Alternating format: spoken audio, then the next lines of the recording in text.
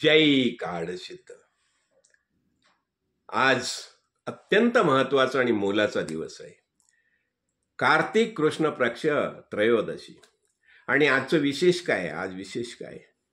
ज्ञानेश्वर महाराजांनी जी समाधी घेतली तो समाधी सोहळ्याचा आज दिवस आहे. हा उत्सव आहे. आता जर आपण पाहिलं ज्ञानेश्वर भावंडांचं जर आपण चरित्र लक्षात घेतलं, एक तर विठ्ठलपंत आणि रुक्मिणी आई, कळलं की नाही. आणि विठ्ठलपंतांनी तर संन्यास घेतलेला होता, कळलं. आणि गुरुच्या आदेशानुसार ते पुन्हा संसारामध्ये आलेले आहेत. आणि त्यांना निवृत्ती, ज्ञानदेव, सोपान, मुक्ताबाई ही 4 मुलं झालेली आहेत, कळलं ना. आणि समाजाने त्यांना इतकं छळलं, कळलं ना. आणि इतकंच नाही, शेवटी तर ह्या दोघांना म्हणजे विठ्ठलपंत आणि रुक्मिणी आईला ह्याने सांगितलं, कारण जेव्हा ह्यांनी सांगितलं की यांचं मुंजी बंधन करायला पाहिजे म्हणून, आणि मुंजी बंधन करण्यासाठी ह्यांनी सांगितलं, शास्त्री पंडित होते त्या काळचे, त्यांनी सांगितलं की आपल्या शास्त्रामध्ये असा कुठेही उल्लेख नाही की संन्यासाच्या मुलांचं मुंजी बंधन व्हायला पाहिजे. तर ह्याच्यासाठी एकच उपाय आहे की तुला, म्हणजे विठ्ठलपंतांना सांगितलं की तुम्हाला दोघांनाही देह सोडायला पाहिजे. आणि ठीक आहे, विठ्ठलपंत आणि रुक्मिणी आई दोघांनी देह सोडलेला आहे. आणि ती वर्णनं जी आलेली आहेत ना, रात्री ही सगळी मुलं झोपलेली आहेत, कळलं ना. छोटी मुक्ताई पण झोपलेली आहे. म्हणजे जेव्हा रुक्मिणी आईला खूप वाटत होतं की मुक्ताईला जवळ घ्यावं, पण ती जवळ घेऊ शकत नव्हती, कारण ती जागी होईल म्हणून.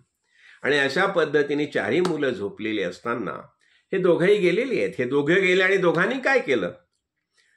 देह सोडून दिला. गंगा म्हणजे जलसमाधी घेतली दोघांनी, कळलं. आणि मग पुढे ही मुलं मोठी झाली. अर्थात त्या मधल्या काळामध्ये कसं झालं होतं, निवृत्ती दादांना गैनीनाथांकडून अनुग्रह मिळालेला होता. मग त्यांनी ठीक आहे, ही 4ही मुलं सिद्ध बेटावर राहतायत, कळलं की नाही. आणि मग तिथे राहत असताना लोक अर्थात छळतच होती, पण ह्यांनी तिकडे दुर्लक्ष केलं. आणि निवृत्ती दादाने सांगितलं, संध्याकाळी मुलं काय करायची, काहीतरी स्तोत्र म्हणत असायची. तर हळूहळू तिथे लोक जमायला लागले स्तोत्र म्हणता. आणि मग ती लोकांची संख्या वाढायला लागली. मग निवृत्ती दादाने सांगितलं ज्ञानोबा, अरे तू असं एक कर, या सगळ्यांना समजेल असं एक तू स्तोत्र निर्माण कर. आणि त्यावेळेला हरिपाठाचे अभंग निर्माण केलेले आहेत. आणि हे सगळे हरिपाठाचे अभंग तिथे सगळे म्हणायला लागलेत, कळलं की नाही. पुढे आणखी लोक जेव्हा वाढायला लागले, मग दादांनी सांगितलं की बाबा तू असं कर, ही ज्ञानेश्वरी जी आहे, आपली भगवद्गीता जी आहे, तर तिच्यावर तू मराठीमध्ये प्रबोधन कर. आणि मग त्यावेळेला ज्ञानेश्वरीची निर्मिती झालेली आहे. फार मोठा काळ आहे हा, कळलं ना.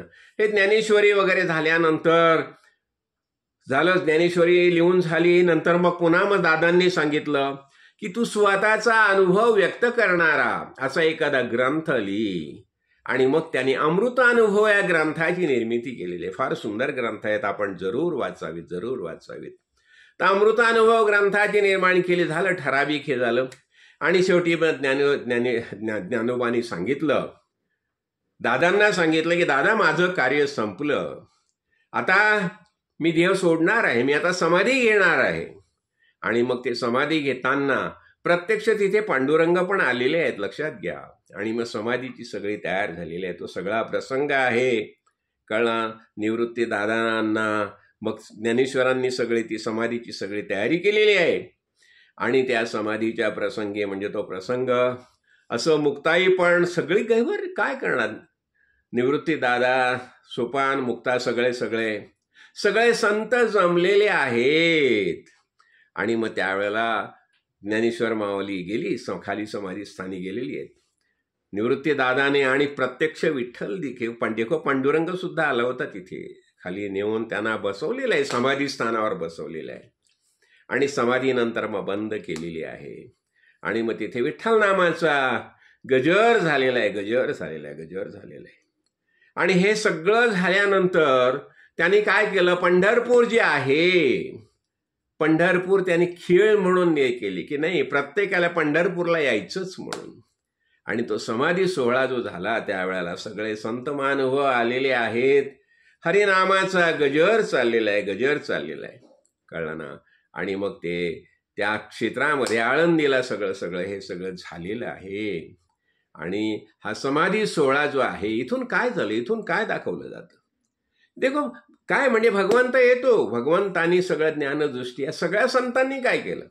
भगवंतानी जो बोध केलेला आहे, वेदांनी उपनिषदामध्ये जे जे काही सांगितलेलं आहे, ह्या सगळ्या संतांनी ह्या सगळ्या जनसामान्यापर्यंत पोचवण्याचं कार्य केलेलं आहे. तर आपण कधीतरी यामध्ये प्रवेश करायला नको का?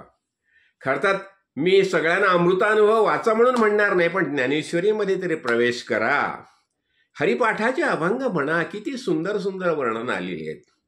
आणि ही सगळी कोणासाठी? आपल्यासाठी केली या सगळ्या संतांनी, कळलं ना. म्हणजे हे ज्ञान, हे ज्ञानेश्वर म्हणजे हे 4 भावंड आहेत साक्षात, म्हणजे त्यांना ईश्वराचेच अवतार आहेत हे सगळे, केवळ आपल्याला ज्ञानाचं प्रबोधन करण्यासाठी या भूतलावर आलेले.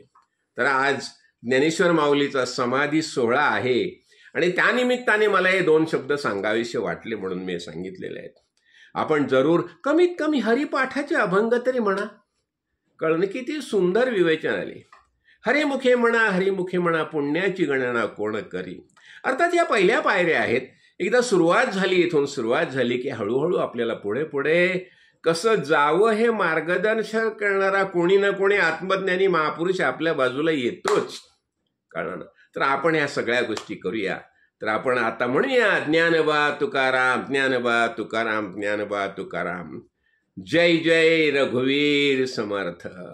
आज ज्ञानेश्वर माऊलीच्या समाधी स्थापना निमित्त आपण या सगळ्या संत महानुभावांना अंतःकरणापासून वंदन करूया. जय काळ सिद्ध, जय काळ सिद्ध.